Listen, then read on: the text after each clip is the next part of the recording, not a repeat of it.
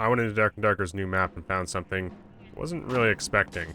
This beast of frost and ice, and also these demons from perhaps the Gates of Oblivion themselves. Run, little boy, run. So to begin this one off, we're going to start with my journey through ice caves before we get to talking about the club and a little bit more on demon form, which I got to experience the whole frightening process. But first off, ice caves.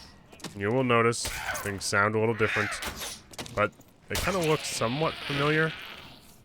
I can envision this being some weird goblin thing. And you'll find some of these assets that are in here have been pulled from other places. These are apparently ice cabled axemen, and I do end up getting smacked by one here. They do not apply a debuff, but there are mobs in here that do have new debuffs. I'll show you them just shortly. But as you can see, there are a couple different variations of these guys.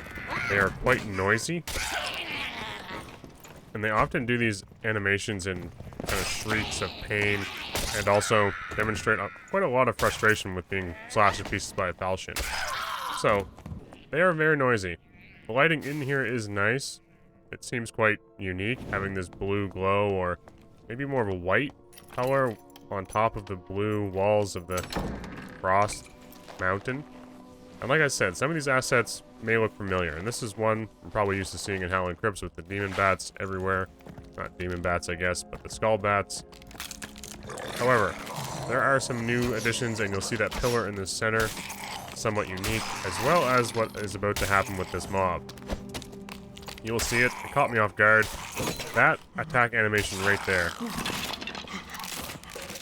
And my character is being hit with something. I can only assume it's a blizzard effect or some sort of slow cold effect. Not quite sure, but it certainly hurt. It also was very, very unique to hear my character suffering some sort of like pain or debuff. So that was interesting. I'm not sure if that's just from those mobs, but I didn't really want to take an arrow to the eyeball, so we ended up cleaning these guys up with a recurve and moved on. Big thing I wanted to check out in this room was that center piece, as I saw something sticking out of it. Turns out it actually spawns weapons. So there is a blue survival bow sort of stuck in the middle of this piece of ice. Somewhat unique.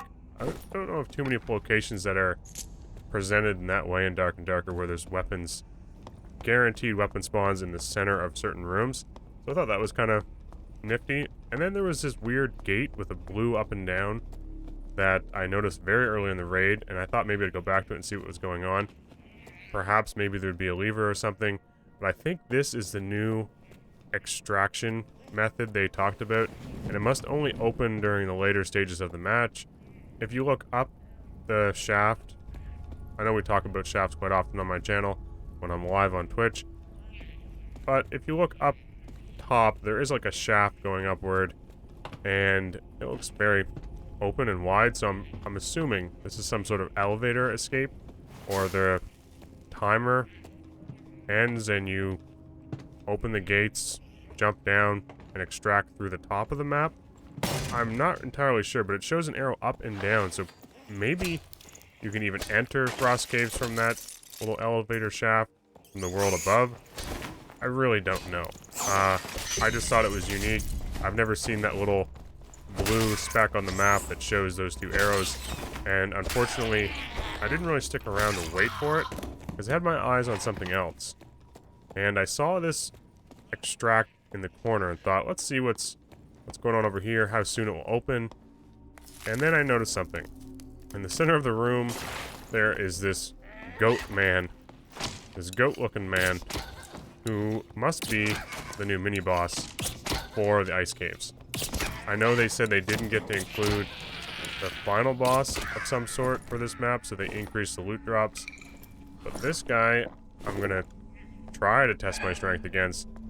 And I think, I think he is quite intimidating. Luckily, we get our escape open. I'm hoping the survival bow can do a little bit before he gets to us. And really, yeah, a fairly intimidating stance and posture, whatever you want to call it, while this thing's sprinting in your direction. We immediately get smacked around as you start to learn some of its movements. And it seems you can kind of dive in there and smack him once after he does the double swing. And there's his other move. Kind of a charge, a full commit, head down, bull rush in a way. Now, this was, you know, me being a little bit naive. Truthfully, once I saw these move sets, I was like, oh yeah, I'm just going to attack this thing and see how quickly I can get some hits in before he spins on me again. And with your weapons out and using Slayer, in these narrow little hallways, I was getting clipped by his attacks a lot more than I expected. The reach on them, on the second one in particular, you have to be super careful of. On a slower class, you're going to get caught by these quite often. But I really think if I was a little smarter and more patient with this, you could probably sneak an attack into his head after every one of those double swings. As long as you're avoiding the big charge, which he's doing here. I'm just getting a little greedy. Truthfully, I was somewhat intimidated. And going for double hits is not really the way to go. It always leaves me in a bad spot. Just a little too close for comfort. And you get clipped again.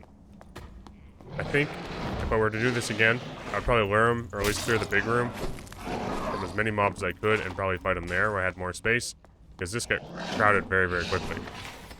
I really think your best window is when he does the charge, but it's also somewhat tricky because I'm not sure how soon he'll jump back into that swinging attack animation. And oftentimes I left myself a little bit short on time, let's just put it that way, and also short on space. Not my best fight. I just wanted to show you guys my first experience fighting the Wendigo. I was pleasantly surprised to find this guy, and I'm glad I took the risk in going over there just to kind of explore a little more because, like I said, these are on the rotation. So you don't get to be in here as a solo player as often as I would like. Because I really just want to play this map a shit ton. And the game doesn't really want me to do that solo all the time. And of course, we get a rogue cheesing a giant. Typical.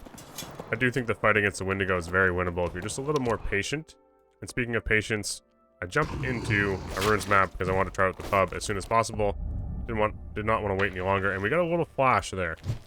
A little flash of what demon form was. It was so quick. We jumped into a ruins match. I bought a club, and I just wanted to see how this weapon functioned. It is a one-handed weapon, but it is only for cleric and barbarians. And I'm a little frustrated about that. I do not think barbarian needs a 31 damage white, 25 movement speed penalty, 15% armor pen, single-handed weapon. Viking sword is very strong right now, but if barbarian can take this club that hits way easier, you're looking at it, this thing is basically a falchion in its first two swings. Very, very similar swing patterns. The range, I tried on a few mobs, isn't horrible either, and you get some nice armor pen. And speaking of armor pen, Feel the demons coming inside of me. this guy has a demon coming inside him, which is horrific. Seems to be rocking this new demon armor, or demon form, right? Which is, very, very intimidating, for sure.